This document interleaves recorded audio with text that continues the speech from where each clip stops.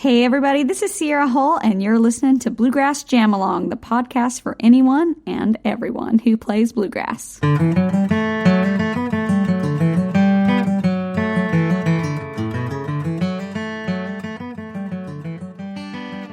Hey everybody, welcome back to Bluegrass Jam Along. This is a really special episode. This is episode 250 of the podcast, which is sort of unbelievable, given we've only been going just under 2 years, but it's really exciting, and I have a very special guest who, as I'm sure you heard from the intro, is somebody that you all know and I'm sure love. So that's going to be really cool. I'll get to that just in a sec. Couple of things. If you're listening on Spotify, you're probably wondering how on earth this is the 250th episode, and that is because there's all sorts of stuff over on the other platforms that you're missing because Spotify won't host any of the Jam Along tracks. So if you're listening on Spotify, come and find us other places too and see what else there is. Just thanks everybody for listening. Thanks to all my guests. Thanks to everybody who's listened, everybody's been in touch. It's been fun doing these first 250 episodes, but I'm only just getting going and there's going to be an awful lot more to come. So I'm looking forward to the next 250. Get in touch. Tell me, I've been doing all these episodes and people are still listening, so I'm presuming I'm doing things right. But I would love to hear from people. Drop me an email. It's just matt@bluegrassjamalong.com, or go to the website or find me on social, or tell me what you like. Tell me what you don't like. Tell me what you have for breakfast. It's just nice to hear from people. And finally, if you've enjoyed these episodes, please do tell your friends, tell your picking buddies, tell whoever you know who loves bluegrass. It would be a huge help, and you'd be doing me a favour. Brilliant. Thank you. Here is the interview with Sierra Hull. My guest on the podcast this week doesn't really need an introduction, so all I'm going to do is read out something that Wes Corbett said about her when I interviewed him recently. Wes said, "I feel completely confident saying that Sierra is one of the best musicians of my generation, without a doubt. She's incredible." My guest is Sierra Hull. Sierra, thanks for doing this. Well, that's really nice. Wes is a good buddy, and the feeling is mutual, man. He's a great musician, but hey, great to be here. Yeah, it's great to have you. I saw something you put on Instagram the other day about how 2022 has been pretty much the busiest year of your life. Loads of gigs, loads of travel, after a couple of years of not much going on. And I sort of love that because the last album you released was all about the passage of time and lots of references to slowing down and sort of stepping out and stepping off.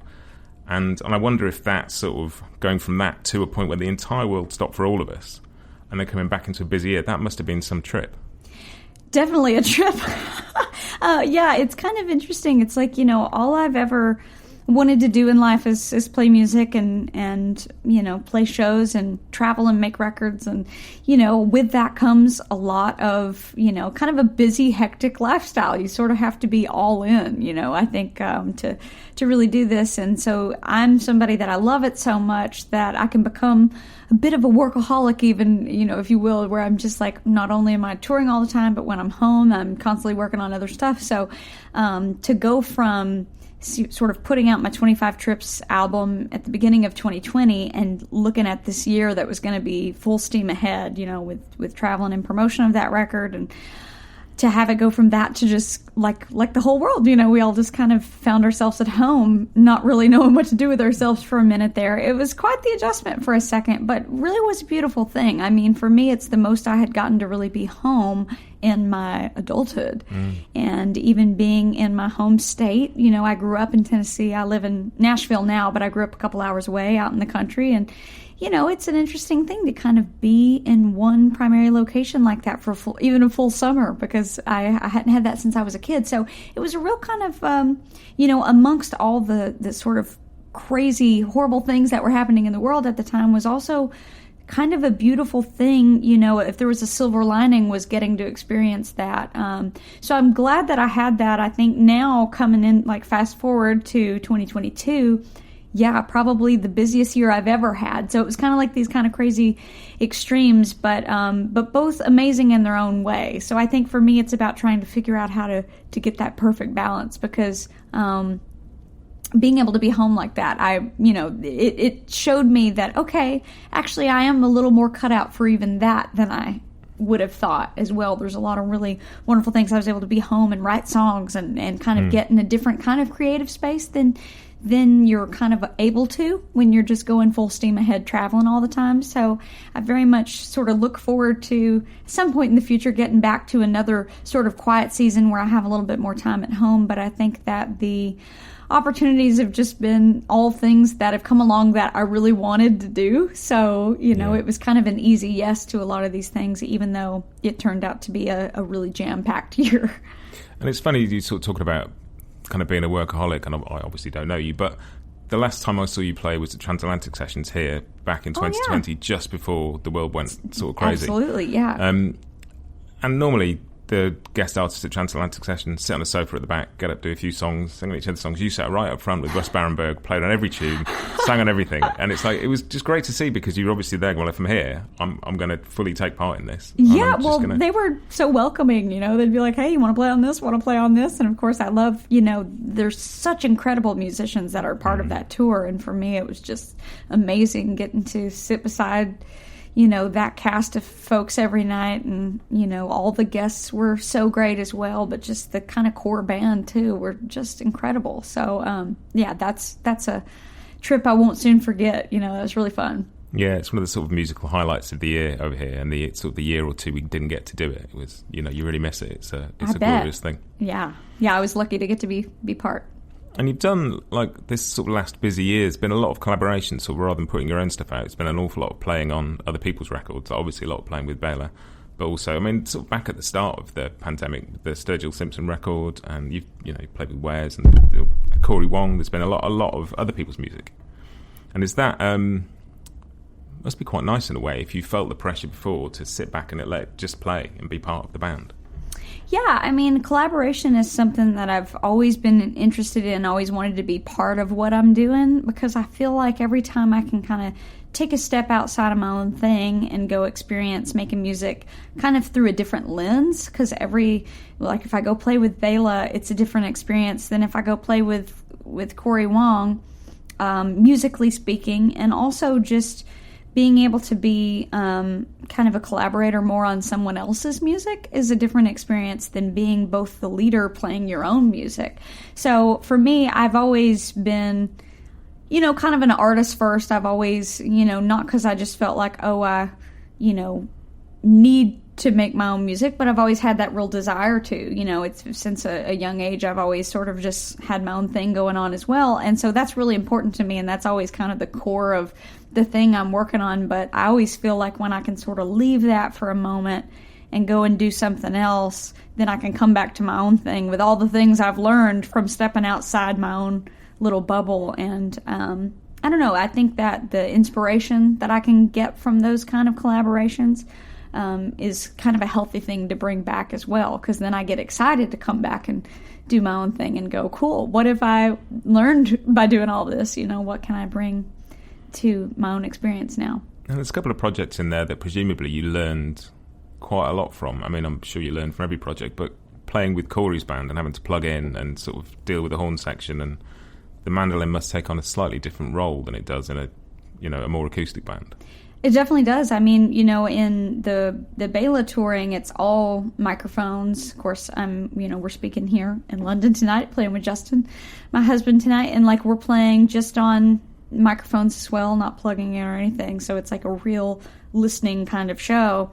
My own show is somewhere in the middle. I have drums now and kind of am doing a combo of both microphone and DI. But then with the Cory tour, I was using a mic as well, but it has to be more DI than anything, because it's just a loud stage. There's a 5-piece horn section, there's keys, there's electric guitar amps on stage, electric bass amp on stage, and then drums. So there's a lot going on, and not necessarily your typical setting for the little acoustic mandolin. But it's so much fun. It's fun to kind of explore how even that element of it can just be a different thing. It's like you kind of you get in a different kind of zone when you have to change the thing that you're always doing. It kind of shakes up things in a good way, to where you can kind of go, okay, well, I have a mandolin amp on stage all of a sudden, and how does that feel different? And what is that like to, try to dial in a certain sound that really feels cohesive with this band, where the mandolin can be heard, but, not completely lose the thing that makes it what it is, So, yeah, it's been fun to kind of toggle back and forth. Plus, I was playing some electric mandolin on the Cory tour as well, and, just sometimes leaning into that, just getting to be loud and it be really easy in that regard is fun too. Yeah, and presumably the Bela tour, playing so much like purely instrumental music. You know, Exactly. It's a lot of music, and it's a lot of music with no vocals. Exactly. And that, you know, you obviously always played a mix of instrumental music and vocal music, and singing's a big part of what you do. Yeah. So that must be a kind of a fascinating experience.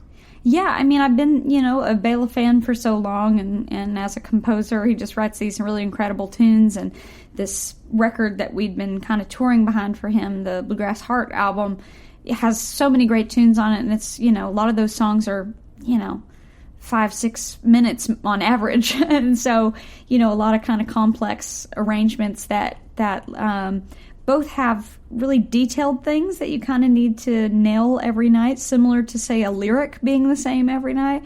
But then there's also a lot of room for improvising. And so it really is kind of like riding a wave with that band, just depending on, you know, what inspiration's kind of piping through the band on a given night. It's always different, and Bela is just, you know, an insane improviser. So to get to really kind of get in that instrumental zone is fun for me, because, you know, I definitely do a lot of instrumental music in my show as well, but I also am a singer-songwriter, so I love that part of things. So to be able to kind of, and we do some vocal music in the Bela band as well. Justin and I sing a little bit, and Bryan Sutton as well. But yeah, it is a different kind of hat to put on, to be like, okay, really going into trying to, you know, get my instrumental chops in a certain place. So I always leave that, you know, tour or a tour with Bela and that incredible band feeling like I've just had a great workout, you know, a great instrumental workout where, you know, I come back to my thing and it's kind of like, woo, okay, now let's get back to some of the other stuff, you know? So that's kind of what I mean about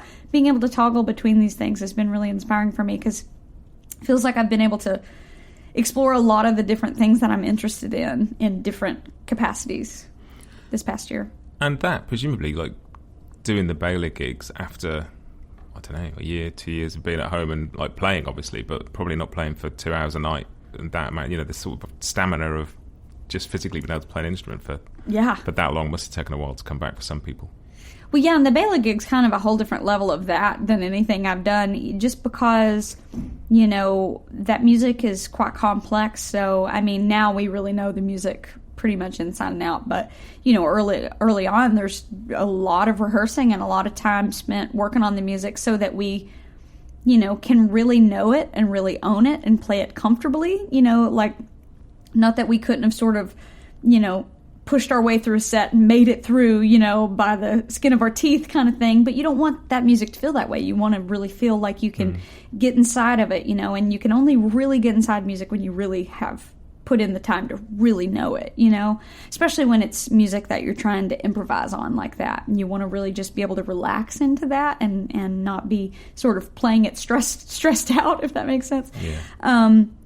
So yeah, I mean, just like the rehearsing, and then, you know, usually we'll do pretty long sound checks, and then we play about 2.5 hours every night. So you're looking at, you know, days where we're definitely playing 6 or 7 hours or more sometimes, with a lot of, you know, you're out on a 3-week tour and you do that every day. It's a sure way to build some muscle as a musician.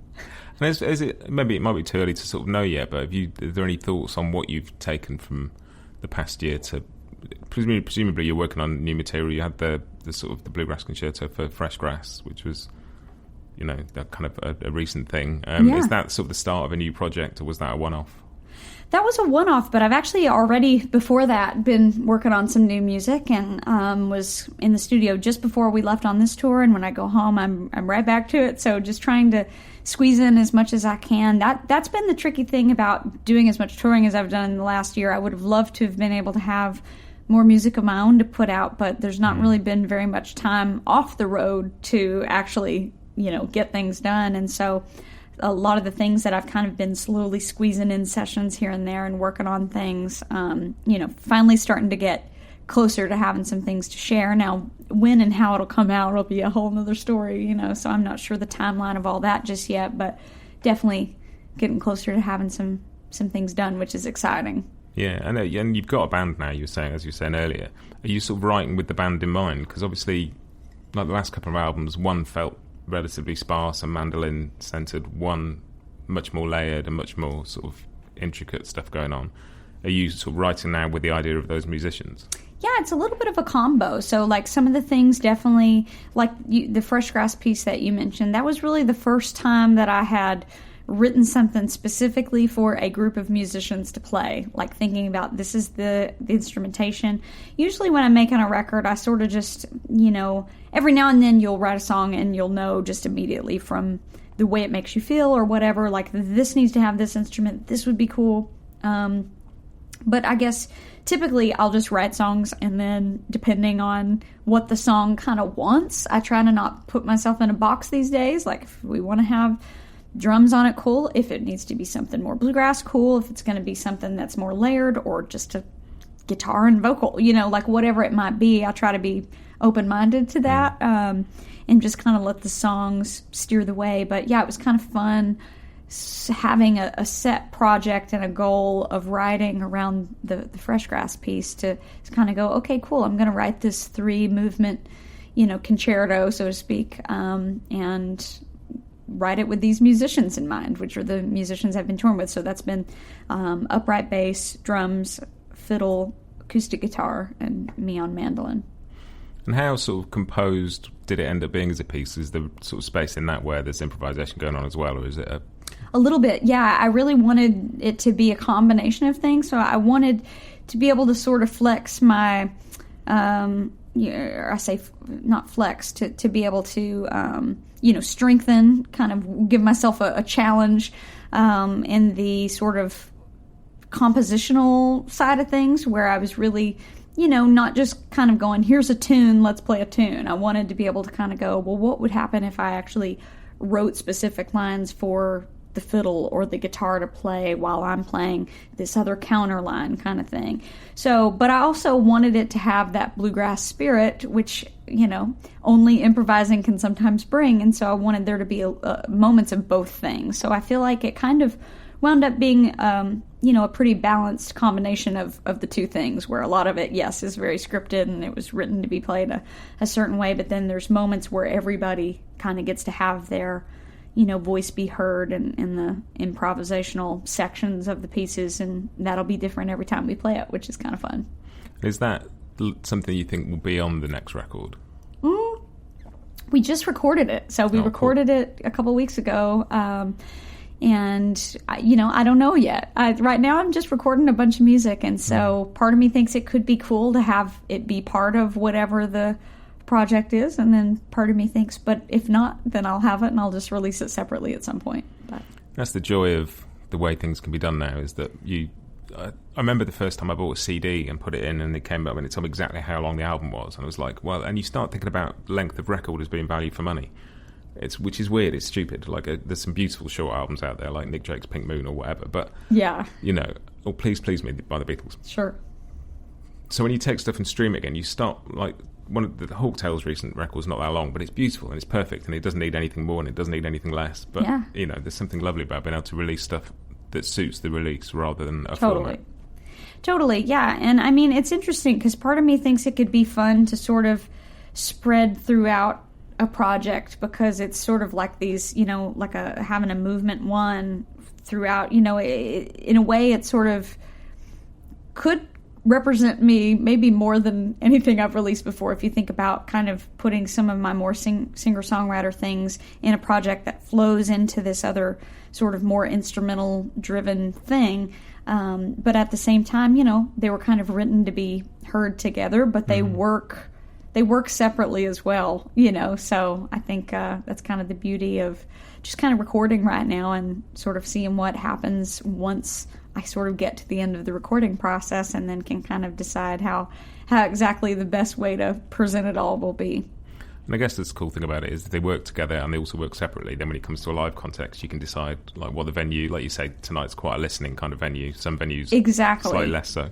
Exactly, yeah. And I think that like we ended up playing the third movement because when I did the Fresh Grass piece, we were in the middle of a tour, And that was like the second or third thing we did. It was really early in the tour, so we'd kind of been working on this piece leading up to it, played it, and then it was kind of like, okay, well, that we did that, and then we're like, but man, that was a lot of work, like working on all that. Let's play it again. So there was a couple shows where we played all three, but if the space, like you said, kind of lent it. But then even a couple festivals where we played the third movement, which has it's a little bit more upbeat anyway. So and it was fun. In some ways, that seemed to be like the highlight of the set, or the thing people were most excited about. So I was like, well, okay, this is fun. And that's interesting, that sort of word upbeat, because I heard you speak recently on, it might have been the Fretboard Journal podcast, I think, and you talking about kind of wanting the new material to be a bit more hopeful and a bit more, because the last couple of records have been, it's like, maybe introspective is the wrong word, I'm not sure, but there's been a certain sort of self-analysis and a kind of quite an inner journey to them, which is what makes them great in many ways. I tend to go there. I think, I don't know, and I think this new project definitely will have moments of that too, because I think that's just inevitably how I write songs and a big part of who I am as an artist. But when you think about especially in bluegrass music, part of the thing that I think we all love so much about it is how joyful it is. It's a fun style of music, and part of me feels like I'm in some ways trying to tap back into that part of my roots, a little bit more, and in my own way, not necessarily that it has to be a bluegrass thing to do that, but just kind of thinking about how, if I were to play this music on a stage at a festival, how would I feel doing that? There is a difference in the introspective stuff, like certain rooms it really works, and it's kind of the perfect spot to do it. But then sometimes you just want to show up at a festival and play a bunch of music that makes people feel good too, and that's a good time to play, So I think I've been kind of thinking and writing a little bit more with that in mind for maybe the first time. Usually I'm just kind of writing whatever comes out. We'll be right back with you just after this. Bluegrass Jam Along is proud to be sponsored by Collings Guitars and Mandolins. If you're attending the NAMM show in January, stop by the Collings booth to say hello to the team, get hands-on with their selection of customised acoustics and electrics, and check out some exciting new prototypes they're working on for 2024. They'll also have a few of their world-class artists on hand demoing various instruments. And if you can't attend, don't forget to follow their Instagram and Facebook accounts throughout the show for photos, videos, and the latest news. Collings guitars are hand-built from the Sound Up in Austin, Texas.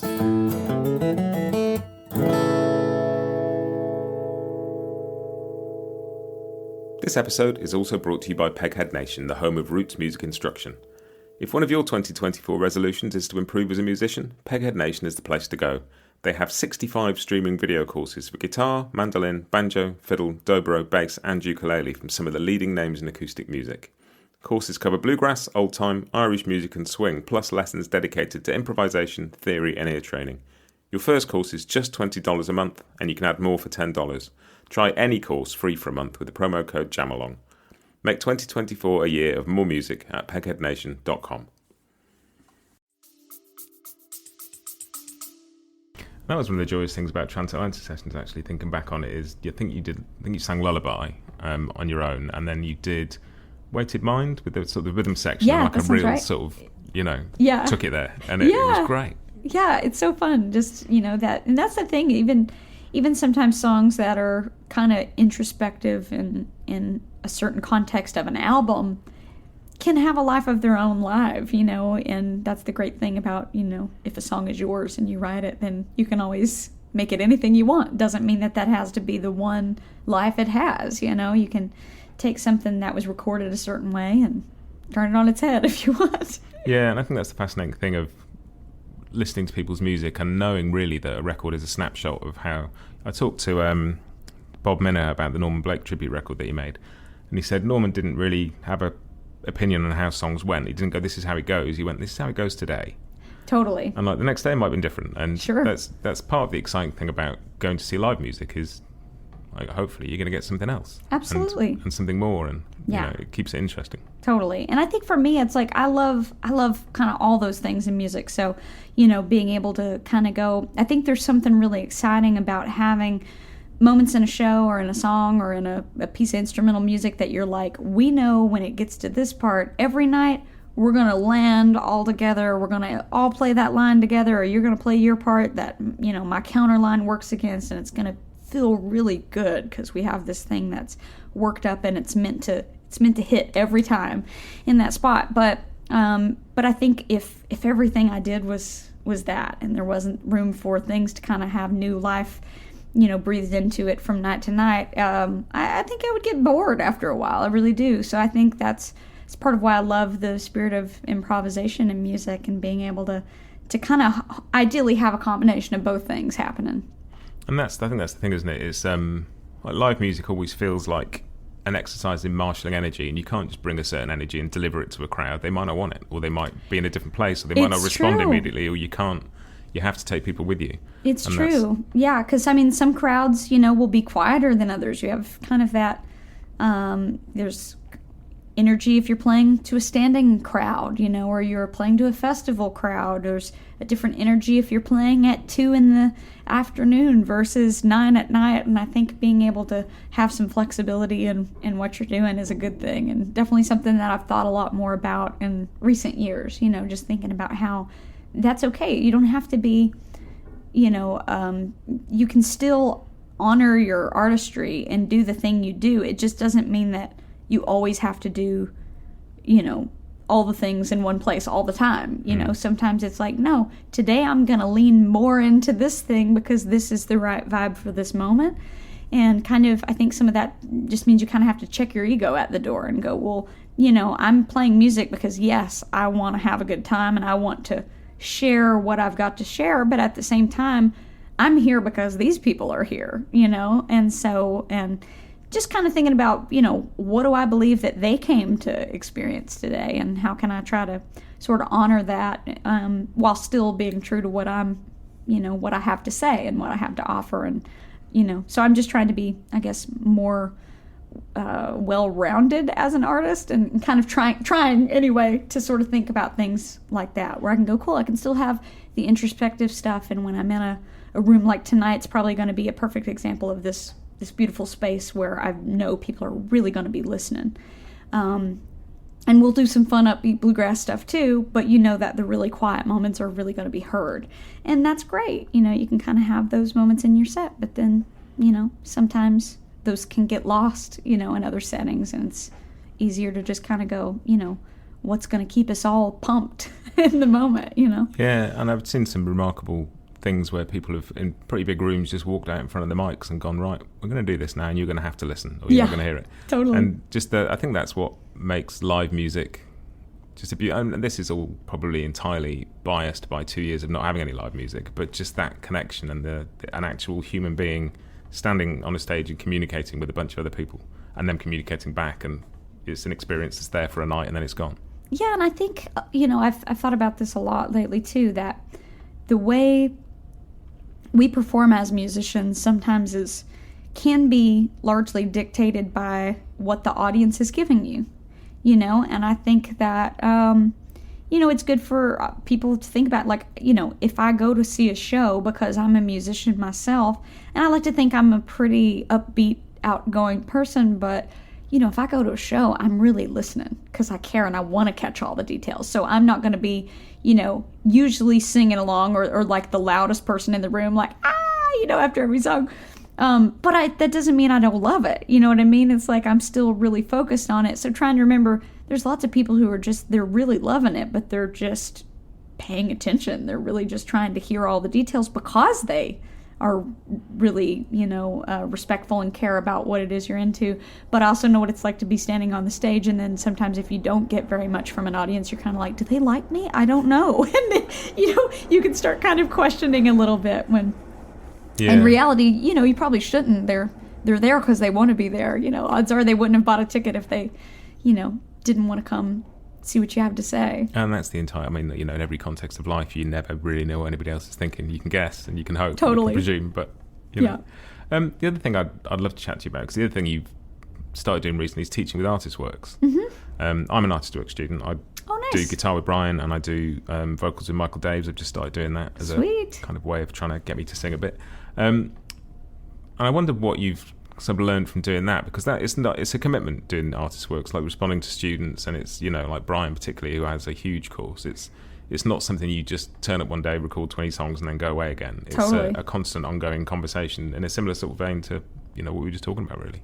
Yeah, it is. It's been a big commitment, and especially Bryan and I have toured together a lot with Bela, so, we've talked about this a lot, and, he's like, yeah, you're probably, of all the ArtistWorks people, like the one that's actually on the road constantly, because I think for a lot of people it's like a great thing to do when you're when you're not touring all the time.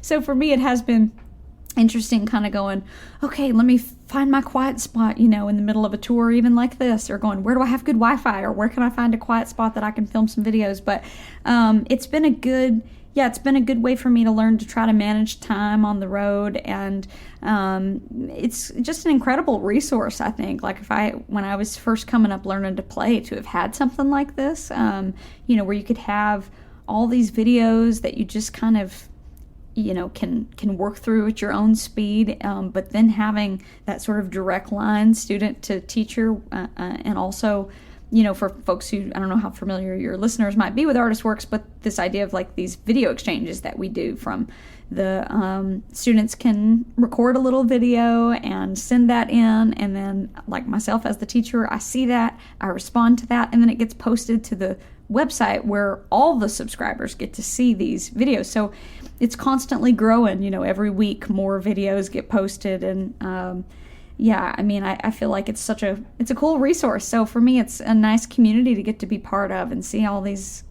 people who are stoked about the mandolin. Even on this tour over here, getting to meet some of my students. I know I've got a few coming tonight. It's like it's a cool thing. So it's been a nice way to kind of connect with the mandolin community in a way that I hadn't really previously gotten to. Yeah, and like I feel that kind of thing more strongly being over here, and a lot of the people that I talk to for the podcast, or a lot of people I chat to online around bluegrass stuff, are in the US. There's obviously a huge amount of people like bluegrass here as well, but it's more of a niche thing in the UK. And just sure. There's something about feeling connected to a community. Yeah, totally. That I think it's really like maybe again it's the context of the last couple of years, but connection has just become such an important thing. Absolutely, yeah. And I mean, and as a musician, when you teach, you learn yourself. There's something you learn from teaching. So for me, being able to, kind of put this course together, it's about 1.5 years old, something like that. And then at some point, I'll add more to it, add more videos and songs and things like that. And it can be something that can grow over time. And that's an exciting thing. And I'm sure, 6 months from now, hopefully I'll be a better teacher than I was, before. And that's kind of a cool thing to feel like I'm, being able to better take a look at my own playing and go, I don't know, what is it that I'm doing? You have to kind of think about it a little bit, whereas I've always kind of been more of a instinctual musician and just, learned through doing. But to really stop to break things down, you suddenly go, oh yeah, that's why that's like that, and this is why I do this, and it starts to make a little bit more sense. And some of those conversations around why rather than what and how are some of the really interesting ones. And like, sure. Bryan obviously loves those kinds of conversations. Bryan Sutton's school in ArtistWorks is full of conversations about absolutely essentially about being a human being more than the intricacies of playing music. They're just about bringing you with you when you don't just bring your guitar and your pick, like bring you. Absolutely. And that's maybe the hardest thing for a lot of people. It is the hardest thing, and in some ways the most crucial thing, right? As musicians, to be able to really get to a place where, it's you can have, all these rules or technical things that we think about all day long, but at the end of the day, we're trying to make music, and some of that you have to, put in the time and then kind of build that into your playing and then kind of check it at the door and then, let the music be what it is, which is an interesting thing to kind of dive into. Yeah, totally. I know you've got a gig to do pretty soon, so we should probably think about wrapping up, but I just wondered what you've got coming up when you get back. I know you've got a US tour planned, which will take you through sort of the next couple of months. Yeah, so Justin and I, actually, so we fly home. We have a few shows in February and a little bit more in April, so we're doing a little bit more of that this year. And then I'm doing a pretty lengthy tour with my band in March. We'll be out for a good bit. And really my main goal over the next, couple months is to get this album finished. So I've got a little bit more time at home in February, which is very rare and something I'm excited about, just being able to be home and get in that space a little bit more. Lots of festivals coming up this summer, and probably quite a bit of touring in the fall if all goes according. So great. Well, thanks for being here. Thanks for taking the time to do this. Thanks for having me. Yeah, so great to get to meet you in person.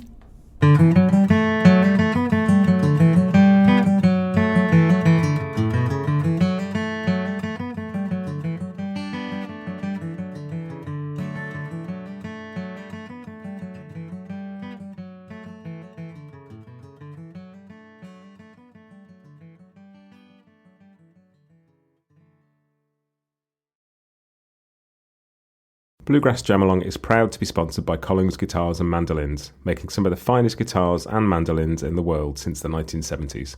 Visit collingsguitars.com and find out why.